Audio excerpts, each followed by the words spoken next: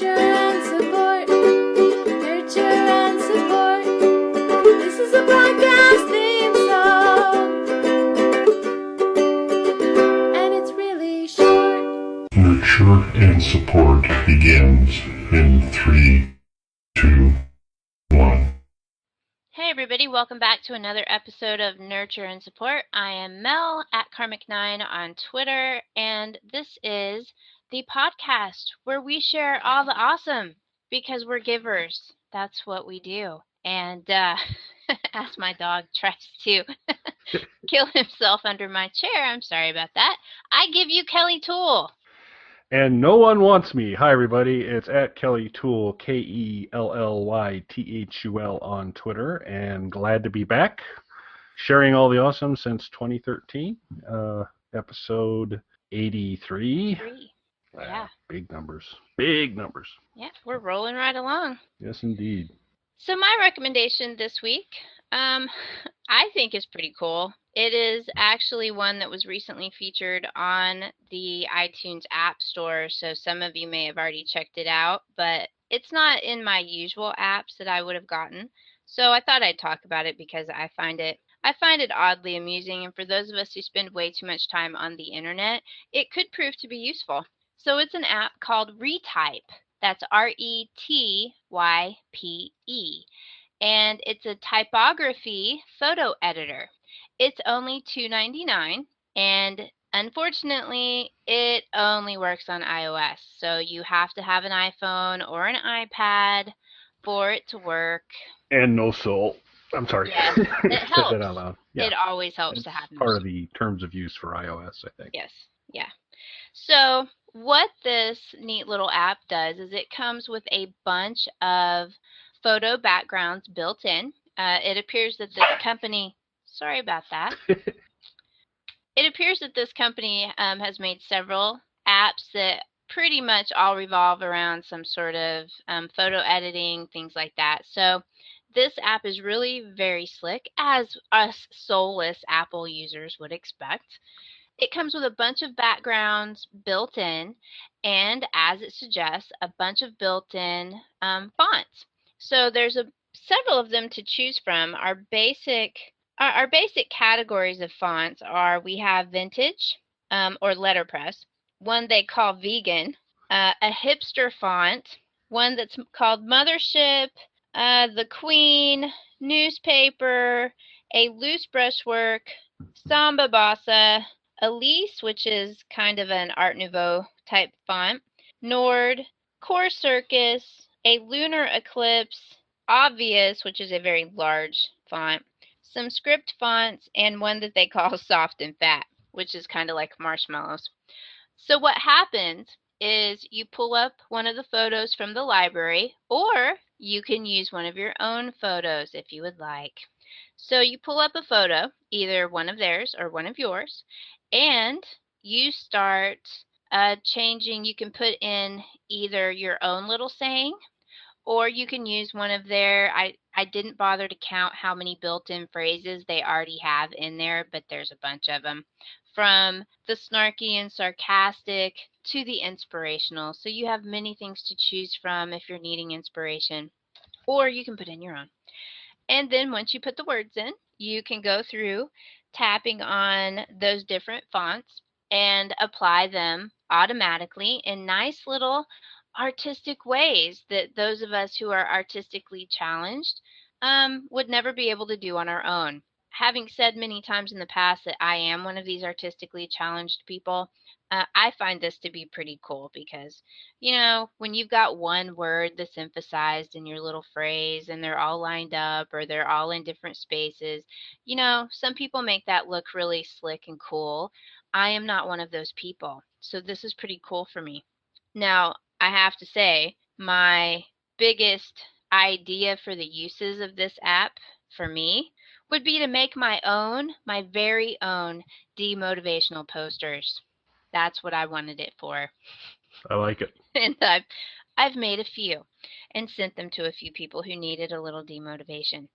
So part of the cool thing is, all of these different fonts that you have, they're not they're not set. So it's just a category. So if you keep tapping on the icon, it changes the font slightly to another version in that family of fonts. So you've got, I don't know how many, I didn't bother to do the permutations, how many fonts you actually have built into this. So you can alter the color of the font itself. You can also, because they're based in photo editing, they've got a bunch of different filters built in. So you really, while you can't do absolutely anything that you want to do, you can do almost anything. Somebody like me pretty much couldn't figure out something that they wanted to do in this app that they couldn't do. So it's really actually pretty cool. You can even, it took me a while to figure out how to do this, but you can even reverse the background photo that you're using and have the colors, that photo show up in your in the font, in the typography that you actually have down. So you can enlarge the font. You can actually decrease it of the actual picture of what the font looks like. You can move it around the screen, so you can place it at the top or the bottom, or you can perfectly center it. You can do pretty much anything that you want to do. So it's pretty cool. And it runs the, they have pretty much the built-in photos that they have are all very nice photographs. Like I said, the ones you would see on a demotivational poster, all the way to grunge, brick walls, all sorts of things. And with the built-in filters, you can change any of those photos and actually make some of them look drastically different, with the different color overlays that you can do with all the filters. So you actually have a lot of options going on in this app, and I like it quite a bit. You can always import some selfie that you've taken and make fun of yourself. I think that would make a great demotivational poster. Take a selfie and put something on your face. There So you go. it's also great to do to other people and then send it to them in a nice little text message, because you save these photos to your camera roll, or you can send them directly to Instagram in the app. The app also integrates with the more function in your photo roll. When you open up, when you're in your photo roll and you look at a photo, you can go to edit directly from there. And this is in the more functions. You can get there directly from your camera roll. So that's pretty cool. So it's called Retype, and I think it's pretty neat. And I see a lot of demotivational posters in everyone's future. That sounds excellent. And so we need to talk, Mel, because I don't know if you've had an opportunity in the past to see either of the first two editions of You're Stupid that Kate Frost and I have put together, which are kind of demotivational phrases. I don't think so. Oh, well, so they're 1 minute long. Kate, very funny lady, and we typically on Mondays exchange demotivating comments back and forth on Twitter. And so I kind of put them together in a bit of a slideshow, if you will, that runs about a minute. And we've done two of those. And it might be nice I'm thinking I need to get a third one done sometime. It'd be nice to roll a couple of your demotivational posters in there. So we'll have to chat afterwards and see what we can do. That would be pretty cool. Yeah, it's a pretty cool app, and it's very easy to use. So even though it's on the soulless Apple platform, That's right. Well, it's $2.99, which is incredibly cheap for apps that do things like this. But it's not free. It is $2.99. So well, and I do have a Portal to Hell pad, so I could probably try that out a little bit. It does sound cool, and yeah. I can fiddle around. I still use a super crazy old graphics package that I've had forever that I know how to use, and I can do some text positioning, but nothing significant like this could probably do. So it might be a real nice addition. So I'll have to take a look at it. Sounds great. I don't have a good eye for things like that, being artistically challenged, but I like it. It looks good to me. Maybe maybe to a real artist it won't, but it looks good to me. I like it. Yeah, font snobs, Yes. whatever.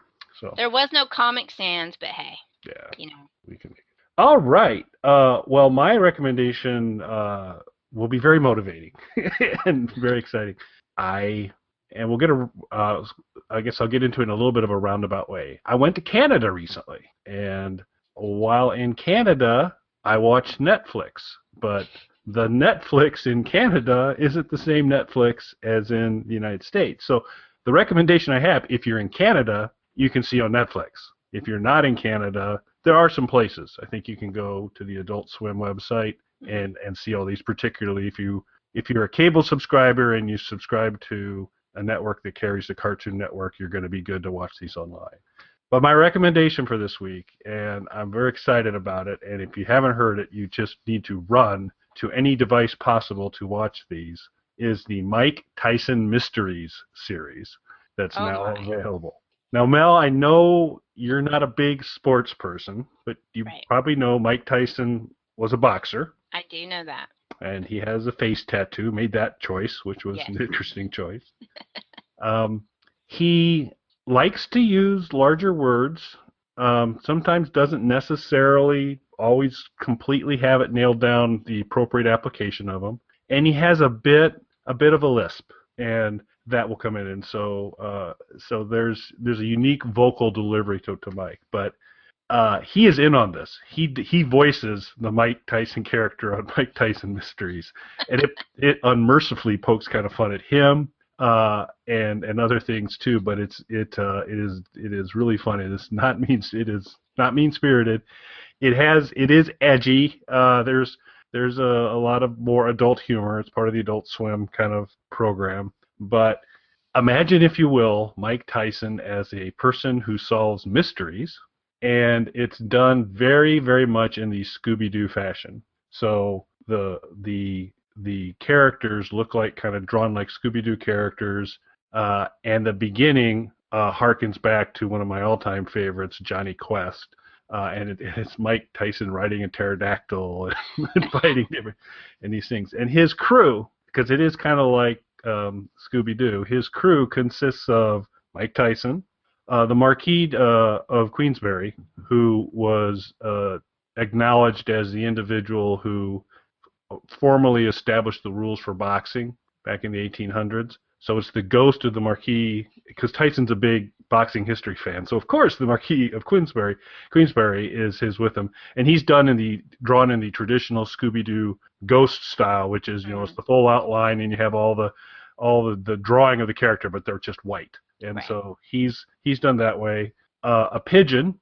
who was a guy, Mike used to raise pigeons too when he was a young guy, and then got in a street fight because somebody broke one of his pigeon's necks or something. But there's a pigeon, and this pigeon formerly was a guy, but he was cheating on his wife, who was learning about witchcraft, and she turned him into a pigeon. Awesome. And then his 18-year-old Korean daughter, who was left on his doorstep as a baby, Young Lee, who Mike does never gets her name right. It's all sorts of variations. At one point in the scenes, they actually fly to China, and incorrectly in terms of where they're needing to go. And like, well, we need to go somewhere else. He goes, oh, before we go visit your people. And Young Lee, or something close to Young Lee, and she goes, I'm Korean, I'm not Chinese. He goes, well, so go visit your people. He just kind of didn't get it. So she's the only, out of this crew, she's the only one that's kind of got it going on. She seems to be quite a smart young lady. The pigeon is voiced by Norm MacDonald, and the pigeon is a complete dirtball and smoker, drinker, goes to strip clubs, and as a pigeon, and these types of things. And they're 10 to 12 minutes long. There's 10 of them in the first season. It has been renewed, gloriously renewed. It'll be back next year. But just to kind of give you, it's very hard to, I think I've probably given you enough information. It's Mike Tyson, a pigeon, an 18-year-old adopted Chinese daughter, and a ghost solving mysteries that come to them on a pigeon. A carrier pigeon comes in with the mystery on there. To give you a couple of the plot lines, the pilot or the premiere, Cormac McCarthy was needing to complete his novel and was asking for Mike's help on the last chapter. And so they were going to do that, but it turns out actually there was a chupacabra his property, and that's why he was bringing Mike there to help get rid of the chupacabra. Okay. So kind of already covered a little bit of Mr. Tyson's, diction and some of those things. So chupacabra for Mike Tyson, not a good word for Mike. And he is just chewing it up horribly all the way through there. At one point, Pigeon actually goes, "This is not a good word for him. Chupacabra is not a good word for him." The next one, they received the message in binary code tied to the pigeon, so they're beginning to have some conversation about what binary code was. Uh-huh. And so explain those ones and zeros. And so he holds up an old IBM computer card, which was somehow connected to the pigeon that brought it in. And it's the word help written in ones. It's ones and zeros, but it's just the word help written in ones and zeros. So it's in binary code, but it's not. It's sort of. Yes.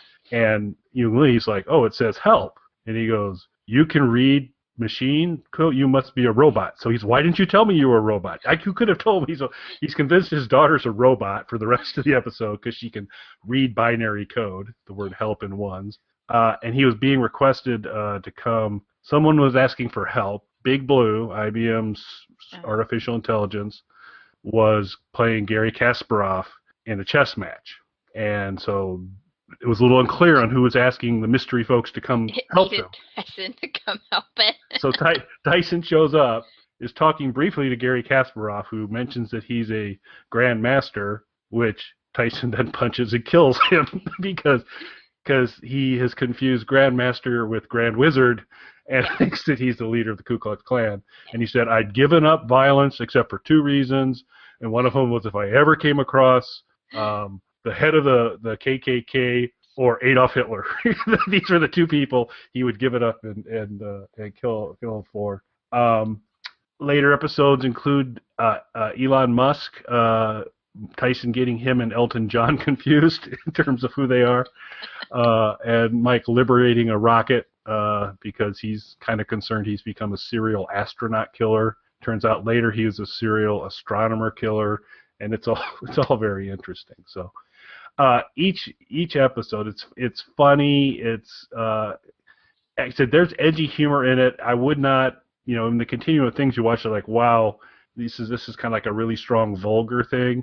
I wouldn't depict it as that. I will also say that it is not a, hey, let's bring the 6-year-old in to watch this show, because there's themes, and particularly the pigeon has some life choices and interests that he'll talk about that are not good for the young ones, but it's not like vulgar over the top, but I mean, there are those elements to it, but it's a joy. It's just so funny.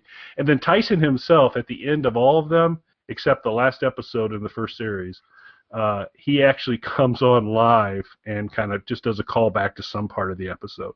And he's wearing, through all this, it's a blue tracksuit with a question mark on it, and Yung Lee's got a pink tracksuit with a question mark on it, and it's just awesome.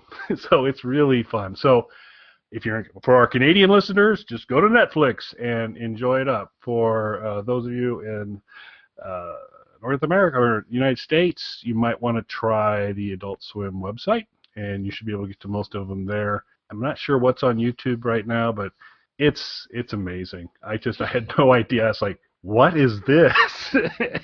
and I never even heard of it. Wow. Yeah. So it is awesome. And then, so I mentioned Norm MacDonald, Mike Tyson, and then the Marquis is voiced by Jim Rash, who was in like Community, played the dean in the show Community and all those types of things. So he's a pretty funny character too. Yung Lee's voiced by Rachel Ramirez, and she does a good job too. Again, the only sane person in this group. and so. Oh, that sounds pretty good. I'm not a boxing fan, but I'm gonna have to check that out. That sounds funny because Scooby-Doo, Johnny Quest, my favorites. Yeah, I think you don't. I was thinking when I was going to make this recommendation, it's like, so will Mel in? Is there too much kind of inside stuff you need to know? And I don't think so. There is a boxer shows up named Trevor Burbick at one point in time, but the show kind of clearly establishes that this is a boxer and it was a guy Tyson fought, so you didn't need to know that. That's an amazing scene. It's so awesome. And then later, I don't know if you're aware that late in his career, when things were not going particularly well for him, he had a fight with Evander Holyfield, and he felt Evander Holyfield was headbutting him, so he chose to chew off part of his ear. Yeah. So there's a reference to that, Yeah. and those are so far the only two main things you need to know. And it's just kind of some of the subtleties, kind of little Easter eggs are why, of course, Mike Tyson, a student of boxing, the ghost that he would be hanging out with is the Marquis of Queensberry. So very cool.